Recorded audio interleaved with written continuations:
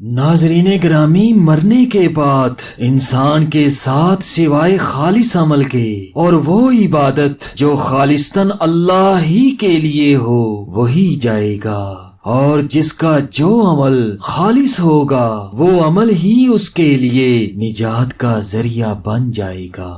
ایسا ہی ایک عبرت انگیز واقعہ آپ تمام احباب کی خدمت میں پیش کرنے لگا ہوں، جس کو سن کر یقیناً آپ کو بہت فائدہ اور نفع ہوگا۔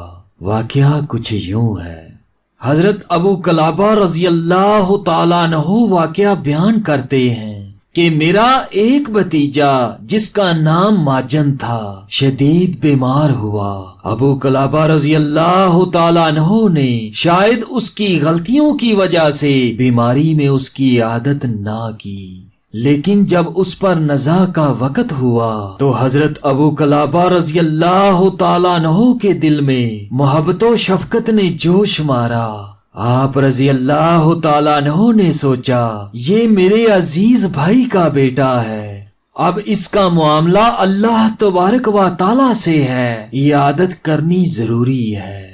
چنانچہ اس رات حضرت ابو قلابہ رضی اللہ تعالیٰ عنہ اپنے بھتیجے کے پاس رات بھر بیٹھے رہے۔ اسی رات کا واقعہ حضرت ابو قلابہ رضی اللہ تعالیٰ عنہ بیان کرتے ہیں کہ دو کالے آدمی ہتھوڑے لیے ہوئے نمودار ہوئے، پھر دو فرشتے گھر کی چھت سے اترتے ہوئے دکھائی دیے۔ آپ رضی اللہ تعالیٰ عنہ فرماتے ہیں کہ میں نے ان کی آواز سنی کہ ایک فرشتہ دوسرے سے کہہ رہا تھا تو اس مریض کے پاس جا کر معلوم کر کہ اس کے پاس کوئی نیکی بھی ہے کہ نہیں۔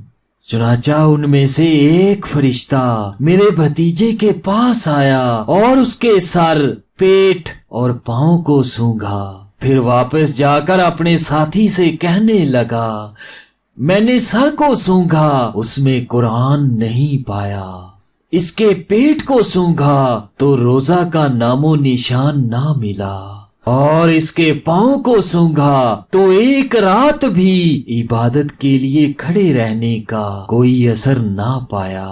اس کے بعد دوسرا فرشتہ آیا، اس نے اس کا سر، پیٹ، ہتھیلی اور پاؤں کو سونگھا، پھر میں نے سنا کہ وہ کہہ رہا ہے تعجب ہے کہ اللہ تعالیٰ نے اس شخص کو محمد صلی اللہ علیہ وآلہ وسلم کی امت میں لکھا ہے، لیکن امت محمدیہ کی خصلتوں میں سے کوئی خصلت بھی اس میں نہیں پائی جاتی۔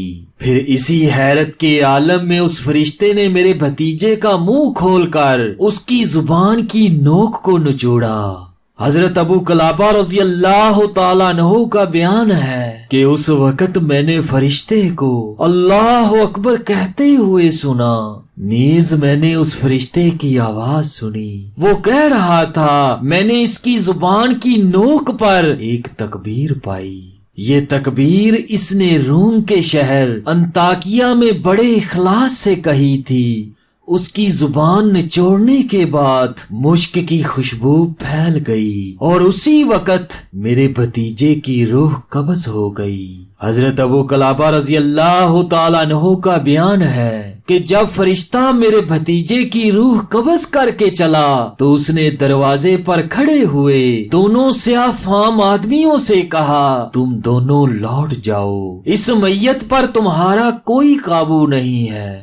صبح کو حضرت ابو قلابہ رضی اللہ تعالیٰ عنہ نے جب اپنے بھتیجے کی یہ سرگزشت لوگوں کو سنائی تو سب بہت متاثر ہوئے اور سب نے اس کی نماز جنازہ پڑھ کر اس کے لیے دعائے مغفرت کی۔ جزاک اللہم خیرن کثیرا۔